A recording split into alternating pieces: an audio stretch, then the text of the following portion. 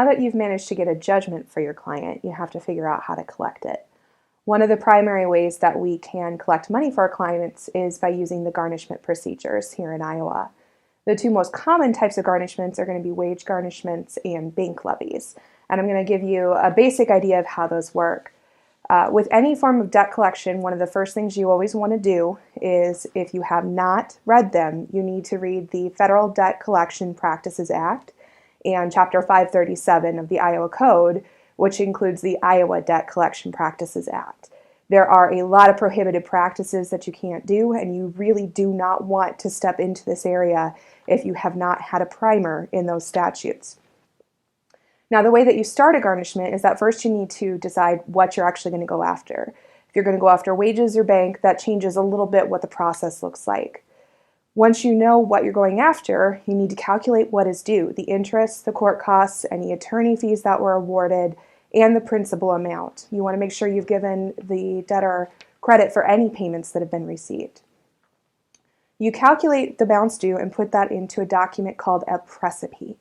Now, the Supreme Court has issued standard forms for the small claims court, and you can use the small claims court precipice both for small claims and district court. It's the same basic information. If you don't want it to say small claims court, then just take a look at that document and make your own Word document that looks like it but doesn't say small claims. It'll work in either format. Once you fill out the precipice, you're going to file it with the clerk of court in the county where you obtain the judgment. You're also going to pay a $25 filing fee, so make sure your client is aware they're going to need to front those court costs for you. The clerk takes that precipice and they take the information off of it and turn around and issue a document called an execution.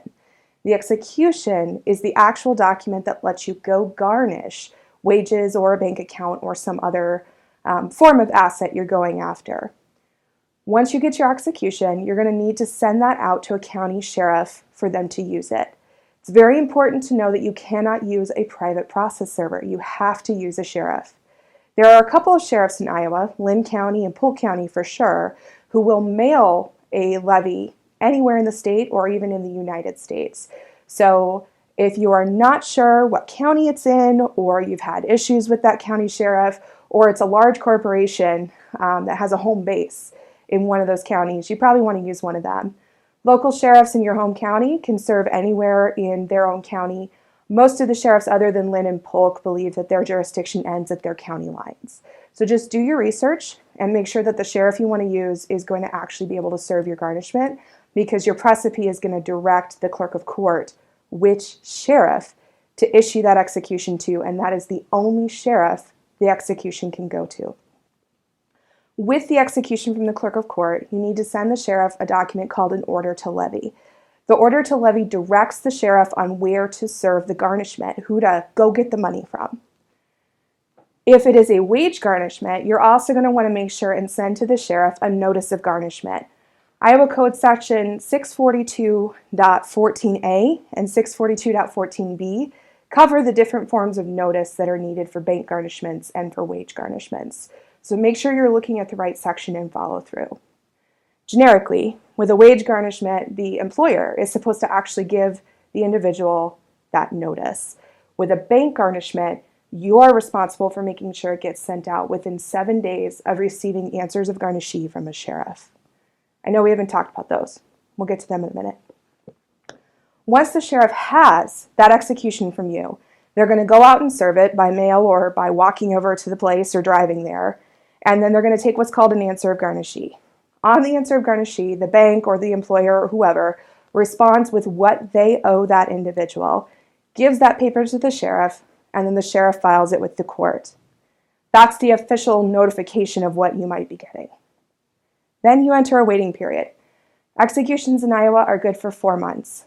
If you're not getting your answers back, if you're calling the sheriff and they're saying they don't have any money back, it's time to get on the phone. Call that bank. Call that employer. Find out what's going on.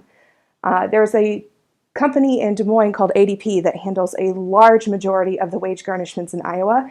They mess things up routinely. So sometimes you just have to be on the ball. At the end of the 4-month period, the sheriff is going to file a return of execution.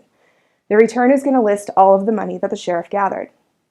Now, if you have not made sure that the debtor has notice, You need to get that done now, because the next step is going to be filing an application to condemn funds, and the judge is going to deny it if the debtor has not had notice of this garnishment. Once you know that they have notice and there's a return of execution on file, you're going to file your application to condemn and make sure you give the court a proposed order. Most of the judges in Iowa are very quick about getting those back to you. The other thing to know is that a lot of the clerks of court will not process your app to condemn until they have the money in their hands from the sheriff. The way you find that out is a couple of ways. Some clerks will issue a notice when they get the money and it'll come to you through EDMS. Some clerks you need to call and check. Some clerks are really, really good about loading that information to Iowa courts online. So if you have that $25 a month log on for Iowa courts, you can just log on, go to the case, go to the financial tab, and you'll be able to see if that clerk is holding any garnishment funds.